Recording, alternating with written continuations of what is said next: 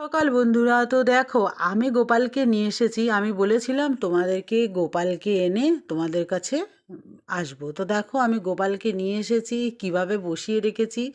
এখন গোপালের এই যে জামাটা দেখছো, এই জামাটা আমি করেছিলাম পঞ্চু, আমি এটা কাটাই করেছি। আর এখন আমি গোপালকে স্নান করাবো। কিভাবে আছে আসনে, দেখো বেঁকে চুড়ে আছে। তো আমি এখন সব আসনটাকে ঠিক করব, ঠিক করে নিয়ে সাজিয়ে তোমাদের কাছে আসবো যে আমার গোপালকে সাজানোটা কেমন হয়েছে। তো এখন গোপালকে নিত্য নতুন মানে জামা পরাবো, নিত্য নতুন পুজো করব, সব তোমাদের সাথে শেয়ার করব। তো দেখো আমার গোপালকে দর্শন করিয়ে দিলাম। এখন আমি গোপালকে সাজাবো, সিংহাসনটার যা অবস্থা হয়েছে এখন গুছাবো, গুছিয়ে আমি তোমাদের সঙ্গে শেয়ার করব।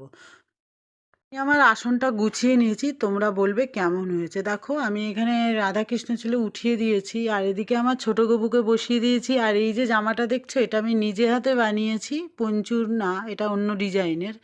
যাই হোক, আর এখানে আমি জগন্নাথ দেবগুলোকে রেখেছি। আর বড় গবুকে দেখো, আজকে আমি সব নিজের হাতে জামা পরিয়েছি বানানো। তো কেমন হয়েছে আসনটা গুছানো বলবে। আমি এইভাবে পুজো দেবো, মানে প্রতিদিন তোমাদের সাথে শেয়ার করব। তো এখন আমার স্নান করানো হয়ে গেছে গপুদের। এখন আমি গপুদের খাওয়াবো, আজকে মাঘী পূর্ণিমা। আমি ওদের এখন কালাকাত কলা এসব মানে এনেছি, ওগুলো ভোগ নিবেদন করব। তো জগন্নাথ দেবকেও তোমাদের কেমন লাগছে অবশ্যই বলে দিও। আমি এই জায়গাটাই বসিয়ে দিয়েছি জগন্নাথ দেব বাবাকে। আর গপুর গাই মাতা ওই দেখো, অষ্টসখীরাও আছে, সব আছে। গাই মাতাকে দেখো। আর এই যে গপু, আমার সোনা গপু, ছোট গপু, আমার বড় গপু এসে গেছে। আমার এখন মনটা খুব শান্তি, কারণ এতদিন আমার গপু ছিল না, মনের মধ্যে একটা অশান্তি ফিলিং করছিলাম।